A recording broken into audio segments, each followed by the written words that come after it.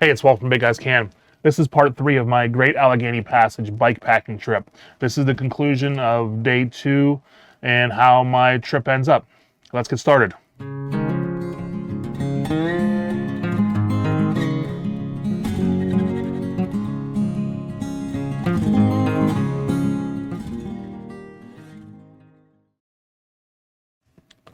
So this is part 3 of my Great Allegheny Passage bike packing trip.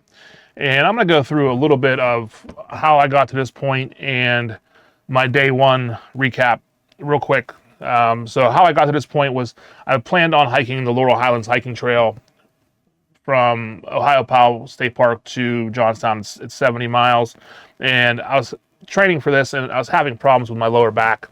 And I went to see my doctor, and my doctor said, you should get out and do some more exercising, maybe lose a little more weight, try to build your core muscles up. So I decided to ride my bike. And as I rode my bike further and further, I realized I didn't have any pain. I had no cramping in my back at all. So my backpacking trip became a bike packing trip. And that's how what brought me to the Gap Trail, because I wanted to do a long weekend, and I'm going to ride 150 miles from Cumberland to Pittsburgh. So day 1 brought me from Cumberland up through the Eastern Continental Divide down into Confluence, PA. So 61 miles the first day of my trip. I ended up at the Overflow State Park campground at the bottom of the Yauk River Dam, and I stayed there. And one of the best parts about my day on day 1 was getting a shower. So right before I went to bed, I had planned on stopping in Confluence on day 1, and then primitive camping day 2, and then riding into Pittsburgh.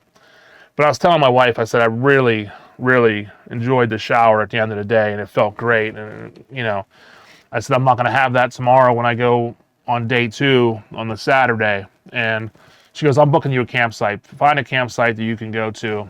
So she ended up booking me a campsite at the Gap Trail campground in West Newton. It was a mile marker 114. So I knew when I woke up Saturday morning, day 2, that I had a ride to mile marker 114. So I was at mile marker 61. So I had like 53 miles to ride that day, which would leave me 37 miles to finish on Sunday. So I have this all figured out.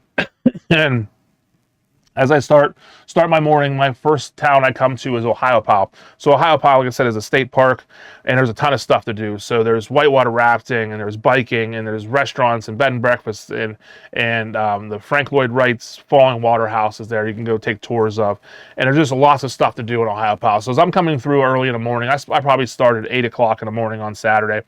As I'm pedaling down through to there about 8:30, 9 o'clock in the morning, I am starting to see people, pulling the rafts and doing things, and I'm like, man, this is really cool. And I'm riding alongside this couple, and we were talking as we're riding, and they're asking me how far I've been riding and where I'm going that day, and they're like, oh, we've always talked about doing that. And I said, well, just do it. I said, if you've talked about doing it, even thought about doing it, just plan a trip and do it, because it's well worth it, and it's been a great experience so far for me.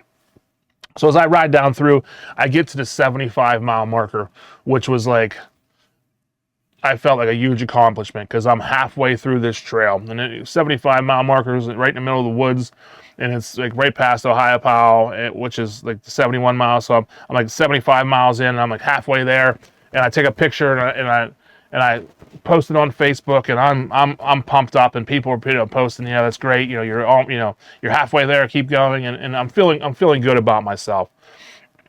And day 2 compared to day 1 was a total different day, because day 1 was, I knew I had an uphill climb. It was slow. It was like 6 to 8 miles an hour for the first 25 miles, then probably like 12 to 15 miles an hour the second leg of the day. But day 2 was totally opposite. I was 15 miles an hour plus from the time I started till I get to the 75 mile, 80 mile marker, and my phone rings. It's my wife, and she asked me how my day is going, and I said, well, it's like, at this point, it's, I don't know, 9:30, 10 o'clock in the morning, and I am halfway through the miles I had to put on for the day. So I'm at mile marker 80 something, 83, 84, as I'm talking to her, and I'm like, I think I can finish this today. I said, I feel really weird because that's a long way, but I'm already, halfway through the miles I have to bike today. I'm going to get to the campsite around 1 o'clock in the afternoon, and I'm going to be there all day. So she had planned on going shopping with friends of ours, and they were planning on going somewhere. And I said, you should get, ask our friends if they wanted to go shopping in Pittsburgh. And she kind of laughed and said, why? I said, because I might finish today. I might decide to pedal the whole way today. So I'm a mile marker 80, like I said, 84, 85 at this point, and I feel great. Because I'm doing 15 plus miles an hour, and I'm thinking in my mind, I might be able to finish this today. So as I go further, I said, just see what she says, and let me know what you guys decide. So she calls me back, says, yeah. She said, we're gonna go shopping in Pittsburgh. We're gonna go to Ross Park Mall and do some things, and we'll be down there. Just call us and let us know. So as I go on a little further, I come into the town of Connellsville, which is right around mile marker 89, 87 to 89, somewhere right around there, and the Yawk River Park. So you're coming around a corner, and when you're going through Connellsville, there's bike shops, and there's restaurants and bed and breakfasts. There's a hotel. There's a Comfort Inn, I believe, is there. As you come down, you're right along the Allegheny River, and you make the turn, and you're right in the Yawk River Park. And it's a real nice area. There's people floating tubes down the water and kayaking, and everybody's picnicking and having a good time. And I decided to stop right there. There's a water fountain. Right across from the water fountain, like a water pump. Right across from the water pump was a coffee/lemonade stand.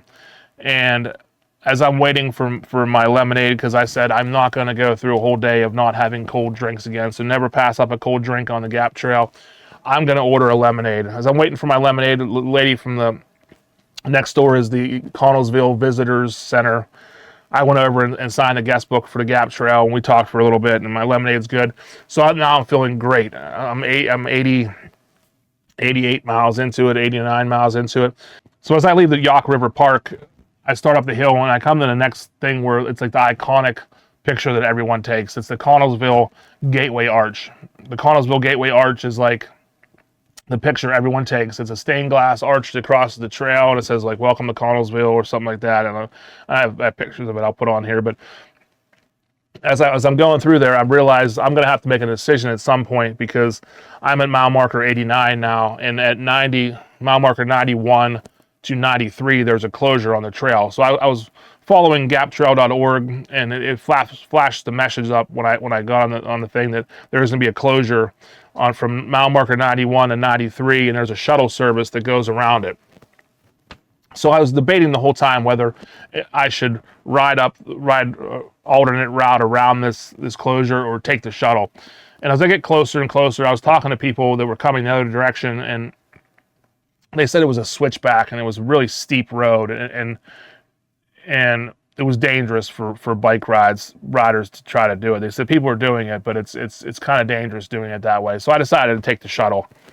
And as I'm sitting on the shuttle, it's a couple mile ride, but it was, like I said, it was a pretty steep road. So it took us 10, 15 minutes to get where we were going. And as I'm sitting there, I'm realizing I can finish today. So as I get off the shuttle, and I'm starting back on the trail, I call my wife and I ask her what she's doing. She's like, "Oh, we're getting ready to leave. We're getting ready to leave Johnstown. We're heading down towards Pittsburgh to go shopping." She's like, "What did you decide?" I said, I think I can finish today. And she said, "Where are you at?" And I said, "Well, I'm at mile marker 93, and I only have 60 more miles to go," which seems like a lot, but 57 miles to go. But it was only like 12 o'clock in the afternoon, and at this point I'd already ridden 90 miles of the trip, and I felt great. So she said, "Well, just keep me updated." I said, "Well, I'm definitely going to stop at the Gap Trail campground that we booked the night before." And I said, "I'm going to get a shower, and I'm going to get cleaned up, and then I'm going to decide what I'm going to do from there," because I said it's only like 11 o'clock at this point. I don't know what time it was, but it was early in the afternoon, maybe 11:30. I don't know, my times all got confused, but I knew I only had 20 more miles to ride to the campground for the day. So I get through there and get off the phone with her. And as I'm riding, I get to about the mile marker 104, which is the Sager Mosaics site, and it's like these crazy tile artwork all over the place. And there's a building there, like a gift shop type thing. That's kind of cool. I go through there, and next town you come to is Smithton, and Smithton was like it's a exit for the turnpike, and I'm familiar with where I'm at. And I'm trying to think as I'm riding, because you're riding basically through the woods and through alongside rivers, but you're trying to think in your head how far I am away from Pittsburgh. And I'm thinking Smithton's still a pretty good ways from Pittsburgh, but in my mind, I'm making good progress. As I go through Smithton, I come in. The next spot is the Cedar Creek Park. Cedar Creek Park is a nice park. It's right along the Yawk River, and it's another one of those areas where people are rafting and kayaking and having fun, and swimming areas. And as I'm going, and I'm at mile marker 110. Like, it's probably 1 o'clock in the afternoon at this point, maybe 1:30. I get to West Newton. You come into West Newton, and that's about mile marker 114. And there's restaurants there, and bike shops, and places to stop, and this is where the Gap Trail Campground comes in. And as I come down the hill to the Gap Trail Campground, it's kind of unique looking, and there's like multicolored bikes on an archway, and you come down, and I get there, and a guy ask who I am, and I said my name's, and he's like, oh yeah, he's like, come on in, and he was like, you're one of the first to arrive, and I said, of course I am, because it's only 1:30 in the afternoon. Well, there was another guy that happened to be there, but he was staying there for the night, and his guy was working on his bike. There was actually a mechanic that they had that was a neighborhood friend that came over, and he was a bike mechanic, and he's working on this guy's bike, and we're talking, and I actually had a Stoney's beer, and it was great. And like, this campground is pretty awesome. It's right on the Gap Trail. It's for bikers. It's an open air pavilion, basically, with bathrooms, and they had these showers. The showers were outdoor showers, and they call them Hobbit showers, but they were like closed off areas outside where it was just amazing.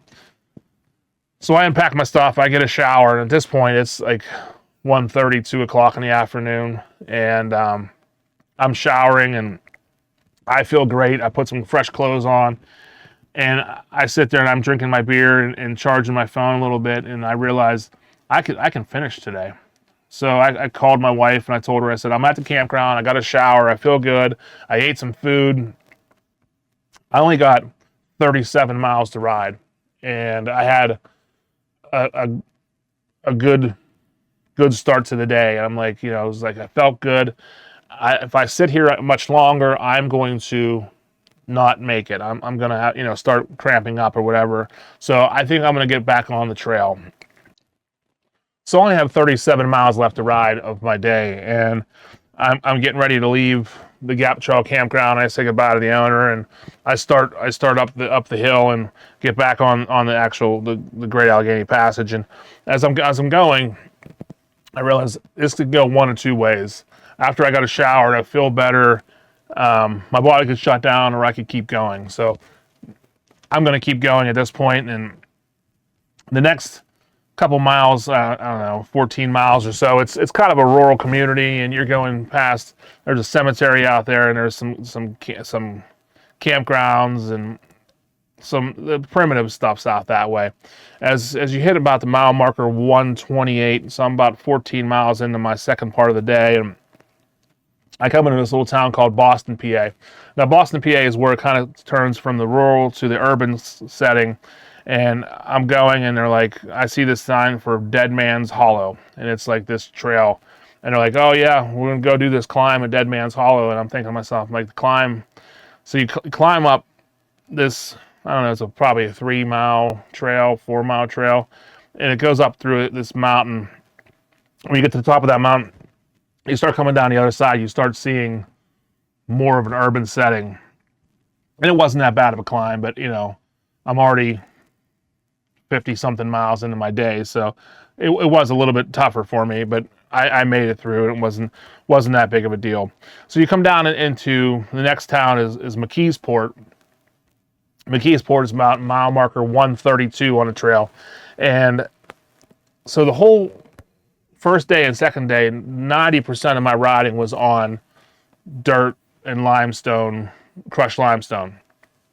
And once you hit the Boston area, you're starting to hit blacktop. And it got to be a different kind of hot. Even though it was later in the afternoon, it was probably 4 o'clock in the afternoon at this point, it was hot. It was blacktop hot. So you could feel the heat resonating off the blacktop. And it was definitely a different feeling than riding through the woods and the cool, shade of the woods. And you're out there in the open, and you're riding across blacktop, and you're still going. I mean, you're riding right through the heart of McKeesport. So as you get through McKeesport, your next stop, you're coming into the Homestead area. So as you're riding along the Gap Trail, all of a sudden you hear people screaming, and you look up, and it's a roller coaster from Kennywood.